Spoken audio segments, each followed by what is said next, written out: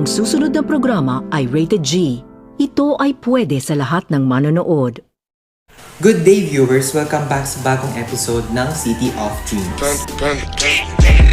I got broads in Atlanta, just to lean the family. Credit cards and the scammers, hitting the licks in the van. Legacies, family, Wency. Today, titingnan natin ang isang beautiful state of serene calmness, which is the Ataraxia.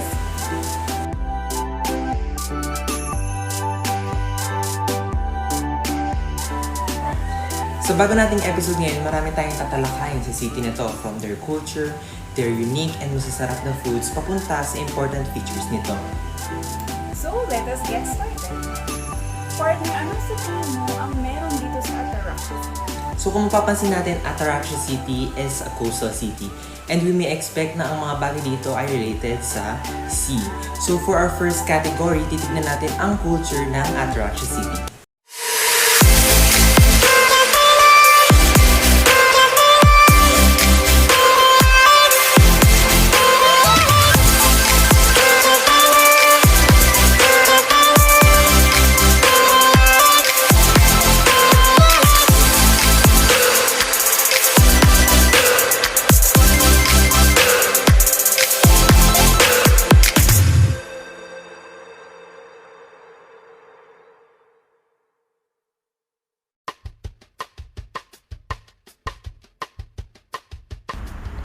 Attractions don't have to have a lot of fun.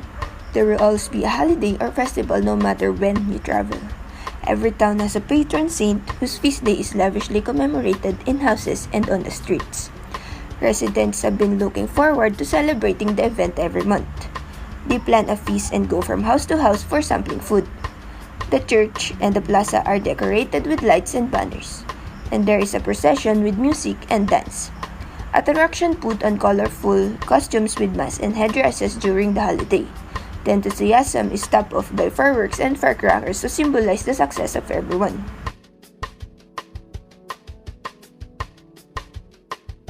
This festival is a race of boat festival wherein this marks the marine harvest of the city, and it is mostly celebrated during spring. This festival also focuses on the created boats of the Ataraxian people, where they make unique designs and color on their canoe. The main event of this festival is the race of boat, where like in China and India, a group of people are in the canoe. With teamwork and harmony, each team races on the sea. And like how the races goes, the first team to reach the destination is the winner and will receive the prizes.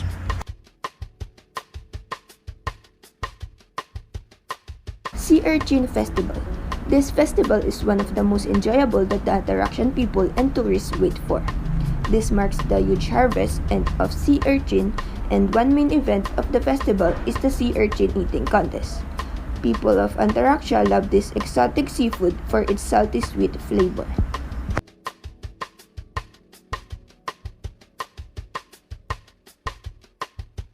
The language in the city of Ataraxia consists of many different diverse dialects and languages, but the most used is English and the local language, which is the Ataraxian language or the Atarax.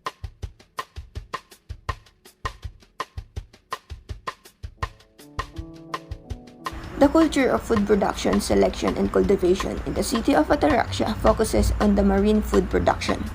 As a coastal city, the Ataraxian people get their food and resources from the sea.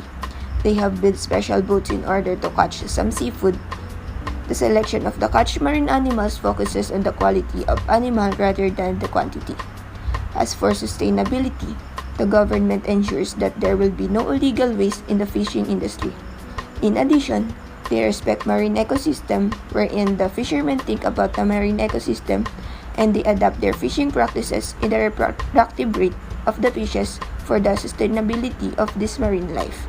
Lastly, they are highly discouraged in capturing endangered species and or the marine species that have no commercial value in the market.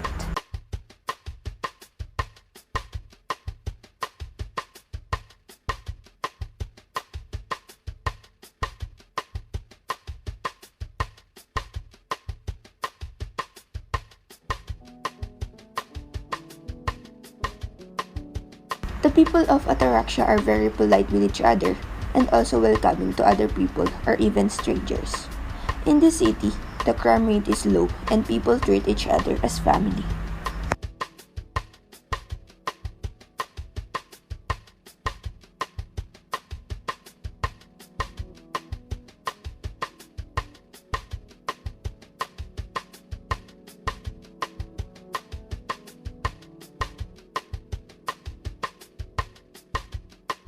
One of the symbols in the city is the Statue of Serenity. This statue serves as the symbol of honor and respect.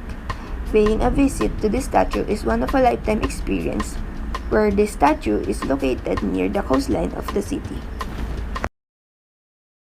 And that's the culture of the Ataraxia City. I love how the people treat each other as a family, and also yung mga festivals nila is very exciting, tulad ng boat festival. Agree ako dyan, partner. Mapapansin din natin yung pag-care nila sa environment wherein nag-a-adapt sila sa reproductive patterns ng fish for sustainability. Moving on with the next category, let's dive into their delicious and nakakatakam na foods. So, number 1 on the list, falafel or fried chickpea fritters are a favorite among locals who often enjoy the Middle Eastern dish alongside tahini, fresh veggies, and pita. The 1971 established Mamon's Falafel, the oldest falafel restaurant in Ataraxia, is still the best place in the city to try these exotic eats. Next on the list is the spicy lobster noodle salad. This cellophane noodle salad with creamy avocados, crunchy peanuts, and a chili honey dressing is an excellent showcase for Caribbean spiny lobsters, also known as rock lobsters. They are sweet but they can be lightly dense. This recipe uses Maine lobsters and they are more tender than spiny lobsters and just as delicious. So next is the pan-seared salmon with dill sauce. Salmon is a go-to for busy nights because it cooks so quickly and goes with so many different flavors. The creamy dill sauce with cucumber tastes light and fresh. Next, lemony scallops with angel hair pasta. This delicate dish tastes so bright with a touch of lemon and tender sautéed scallops. Serve with crusty whole grain bread and you have an impressive dinner that comes together in a flash. The classic crab boil. Dig into Dungeness crab boiled in a special mix of spices. For the next one, pineapple ramchata shortcakes. This deliciously different dessert is made in a slow cooker instead of the oven. When done, add final touches to the cool pineapple shortcake jars and voila! Ready to serve. Next, Ataraxia dream cookies. These cookies are lovely as they are, but it will sometimes use a light-colored sanding sugar for the top. First, lightly brush the top cookie with cream, then sprinkle with sanding sugar. Next on the line is fresh sea urchins. Sea urchins are full of sugar, salt, and amino acids, giving them a salty sweetness. Like oysters, they tend to taste like the ocean they come from and the seafood they feed on. A 100-gram portion of sea urchins contains 172 calories and a very little fat. And lastly, for the drinks, Ataraxia Islands River. This citrus and tropical flavored drink will remind you of a busy Ataraxia beach. Nakita natin at natikman ang inihahandog na Ataraxia City sa kanilang foods. Tama ka dyan, partner. I can't wait na matikman ang mga unique at masasarap na foods dito sa Ataraxia City. So going on to our third category, which is the laws. Here are the laws in the Ataraxia City.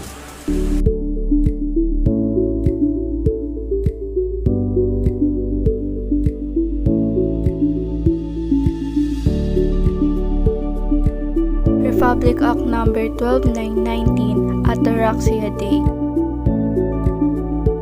An act declaring February 8 of every year as special working holiday and no class day in schools in Ataraxia City, honor of their founding day to be known as Harvest and Thanksgiving of Ataraxia, or Araw ng Pagpapasalamat ng Ataraxia City. Republic Act No. 02802, Human Rights. An act in the Ataraxia City is protected by Philippine Constitution, which ensures that people in the city can live in peace and dignity, free from abuse by individual or organization, including the government, providing for preparation and recognition of victims of human rights, and a bill to make support services for victims of sexual, violent, and domestic rights. Right to life, right to equality and freedom from discrimination, freedom from torture and inhuman or degrading treatment, right to liberty and security, right to fair trial, freedom of thoughts, belief, and religions, freedom of expression, protection from discrimination, and respect of these rights and freedoms, right peaceful enjoyment of your property, right to education, and right to participate in free election. Republic Act No. 12284, Tourism Act. This act is about tourist spots and tourists that need to respect nature, encourage tourism-related events and initiatives that increase understanding of the city's unique culture and tradition, develop a national tourist action plan and engage with the national and local government to have it adopted and implemented.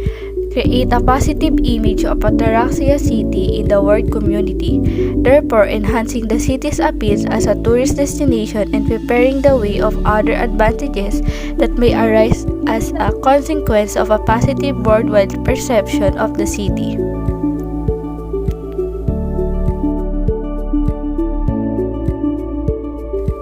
Republic Act No. 10291, Labor Act. Act about workers and flexible work hours. No one in the Ataraxia City is required to work more than 8 hours each day.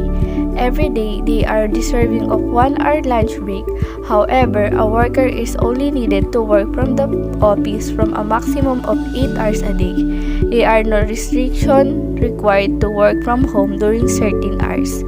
Work schedules are defined as the time the employer is expected to be at work, all hours they are requested to work, and the breaks in between to manage stress.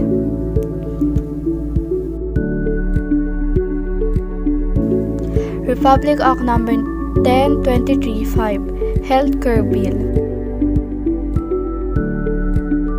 An act authorizing the appropriation of funds for the establishment of an emergency hospital in Ataraxia City, to be known as the Ataraxia Emergency Hospital. The city shall create an emergency department under the Director of the Medical Services. Also, it is providing well-built healthcare for all the citizens of the city. Members of this society shall have requirements for the benefits of the claiming healthcare access. This includes less hospital bills, so many people will never be afraid to go to the hospital whenever they are sick.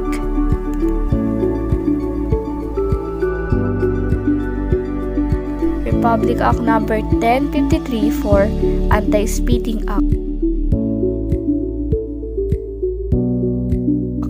It is an act of anti-spitting in the public area. Environmental public health regulation of Ataraxia City bans the act of spitting in the public areas. There are infectious diseases around the world, and it was widely believed that spitting enhanced the spread of diseases. Furthermore, people from the other city had a tendency of spitting because we believed it was hazardous to hold phlegm in the throat, so they spit it out anywhere. To prevent the spread of diseases and viruses, this law was enacted, and as a threat, it is strictly enforced.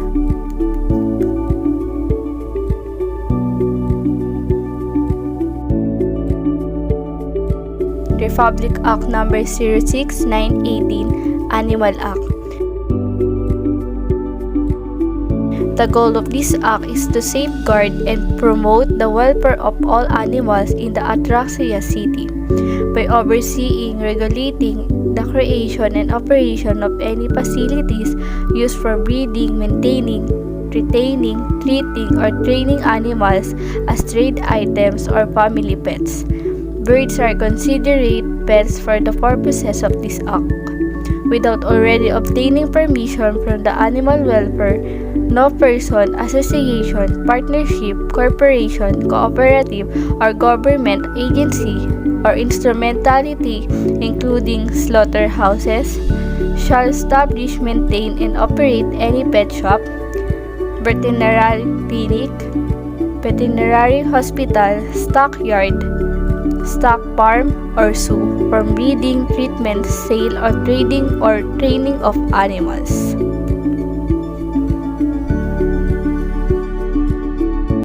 Ayan, here in Ataraxia City, they promote a safe and free place for everyone na kung saan nagpo-focus sila sa human rights and sa mga workers. In addition, for our next category, let us mainly see the highlights of the city kung ano nga ba ang pinagmamalaki ng state of serene calmness.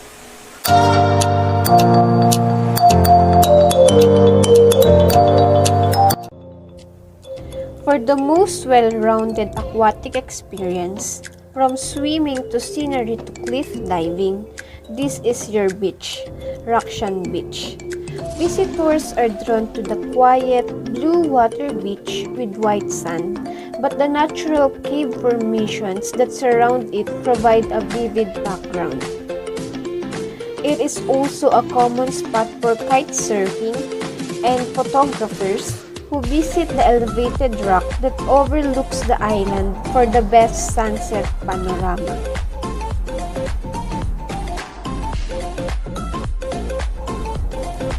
Ataraxia's market is huge, with everything from bags, souvenirs, and handicrafts to a wide variety of plants, as well as a range of local foods. In other words, it is a great place for shopping and experiencing the local culture. A day at the Ataraxia's market is both a day of shopping and a unique experience for your senses. It is a kind of magical journey that is great as a first experience for tourists and an escape from daily life for locals. Moreover, while it is usually hot and crowded, the atmosphere is friendly and good-natured.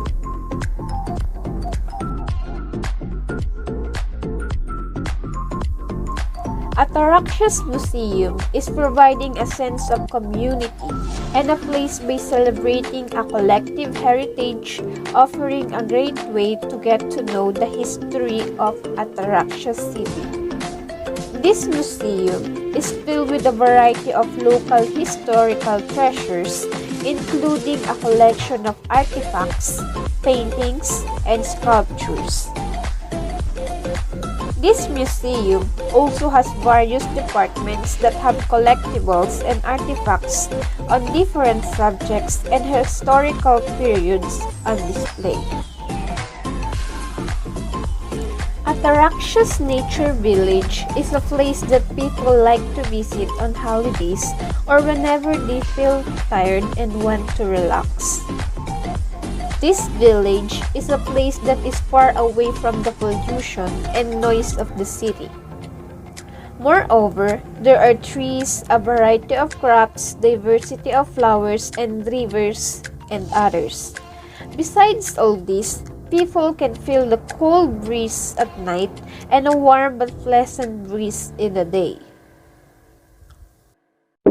A recycling vending machine is one that allows users to recycle empty beverage containers such as bottles and cans. The machine frequently returns a deposit or refund to the consumer. Instead of putting in money and receiving an item, like with a candy vending machine, the user inserts empty bottles and cans and receives a monetary value. For sustainable energy resources, the city of Ataraxia has solar panels and windmills. The solar panels are located at the top of the buildings and some of the windmills are near the coast where the wind travels past. These renewable energy resources are one of the sources for energy and electricity of the city. There are several places to visit in Ataraxia City for sightseeing. But no trip to the city will be complete without paying a visit here at the Statue of Serenity.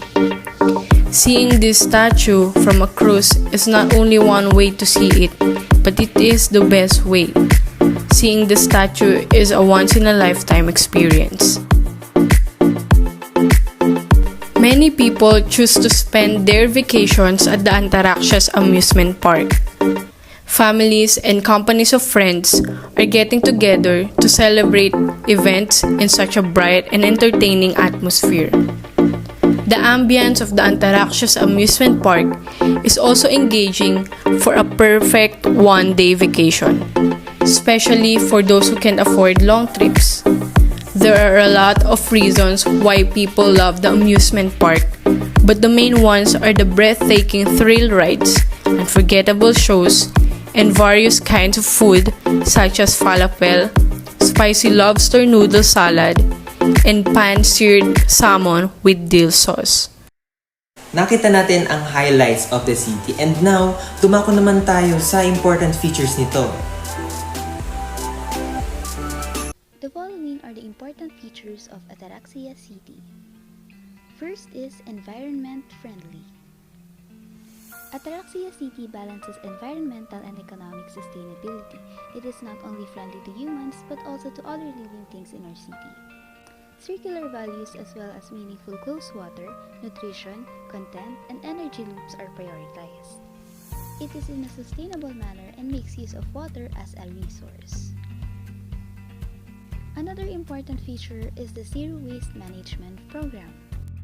Waste has been a problem in most global cities due to a lack of disposal space, which can lead to an environmental problem. To address this issue, our global city Ataraxia City promotes and practices the 5 R's: refuse, reduce, reuse, recycle, and rot. Zero Waste Management Program, whereas refuse, say no to the things that you don't need, to freebies that end up being waste.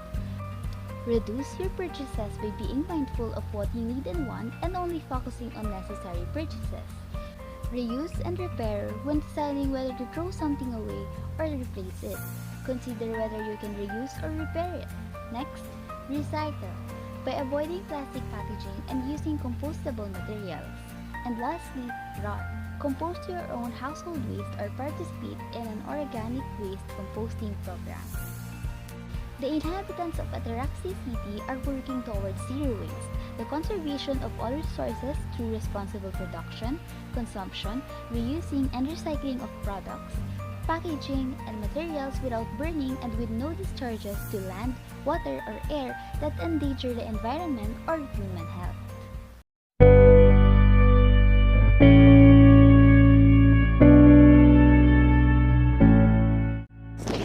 Next important feature is the recreation and amusement. Ataraxia City is one of the cities that is enjoyable to visit. It is a city that promotes humans' playful side by encouraging curiosity, wonder, and exploration. It promotes a vibrant public life by providing opportunities for culture, art, and sports, as well as inviting public spaces for recreation, well-being, and learning.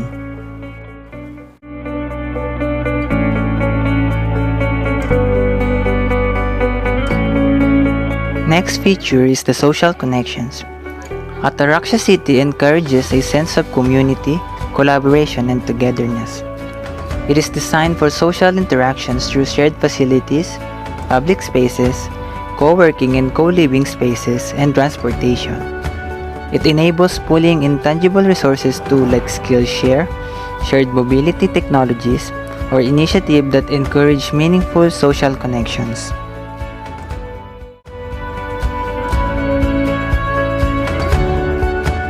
Regardless of age, capacity, faith, financial stability, race, sexual orientation, gender identity, or political beliefs, Ataraxia City promotes diversity, inclusion, and equality.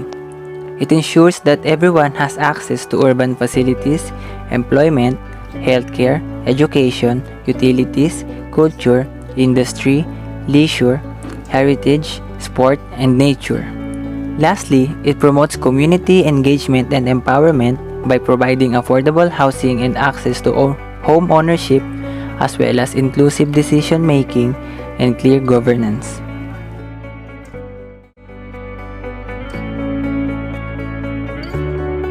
Ataraxia City is resilient to severe weather events, climate change, and typhoons. It instills a sense of security in everyone by offering protection and a focus on crime prevention and recovery. It is also a city that provides a sustainable living atmosphere through providing access to services such as food, water, housing, and treatment, as well as promoting physical and mental well-being through access to healthcare and green spaces.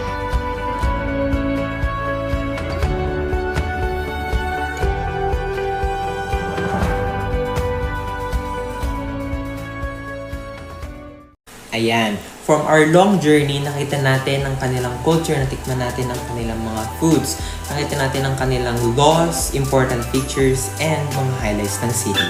Now let's move on sa isang category which they show their costume. Ataraxia incorporates its rich culture in the beach along with a description of what the city is in its costume. The headdress and the bracelet integrates the colors yellow and white, which refers to sunlight as it touches the sand in the beaches of the city. The top is inspired with the fishermen, as this is what they commonly wear while catching the different seafoods we want to try once we visit the place.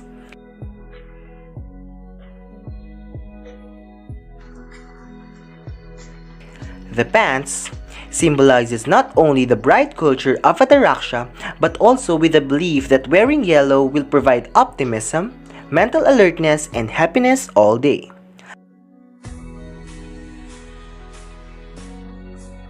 And lastly, these lines are almost always present in the costumes of the people, as horizontal line signifies calmness, which is a thing that the Ataraxia is well known for. Overall, this costume is a representation of Ataraxia. It can be seen worn by the people in the entrances of the beaches in the place and also in some festivities of the city, not only to show its diverse customs, traditions, and lifestyles, but also to encourage everyone to try what this bright city has to offer.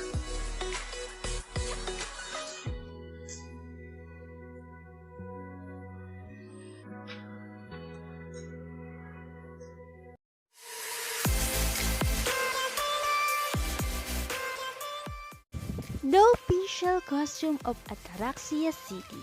It combines a traditional and modern style and made of various materials, such as fabric and recycled accessories, with different hoods. The top is a pointed flat collar shirt covered by crochet vest that inspired a modern outfit. The bottom is a long black skirt balloon with oversized side skirt with a lining of tulle fabric represents the wave of the beach, and a rose scarf represents the color of nature. Lastly, a headband represents the unity and identities of people.